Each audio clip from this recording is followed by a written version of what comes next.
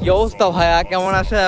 আমি আগেও বলছিলাম যে দাদা ভাই, গ্রীষ্মকালীন পেঁয়াজ আমাদের পাবনা জেলার মধ্যে সুজানাগড় থানার যে দুর্গাপুর গ্রামে এর আগে হচ্ছে যখন লাগাই সেটা হচ্ছে আপনাদের দেখাইছিলাম। তো আজকে আমি সেখানে কিন্তু আছি। এই যে দেখুন, এটাই এইরকম হয়েছে, আপনার গড়ে নামতেছে।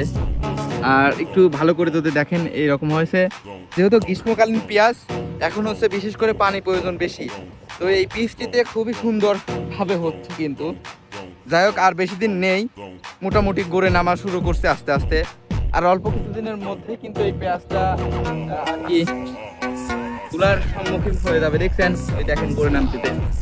হ্যাঁ ভাইয়া, এটা হচ্ছে আমাদের দুর্গাপুর গ্রামের মিঠুন কাকার জমি। এটা মিঠুন কাকাই আমাদের গ্রামের সর্বপ্রথম এরকম গ্রীষ্মকালীন পেঁয়াজ লাগিয়ে, বা শেষ পর্যন্ত এখনো আছে তার বীজটা। এর আগে হয়তো বা অনেকেই লাগাইছে, আমি জানি না, সেটা মনে হয় নাই, কিন্তু এটা এখনো আছে।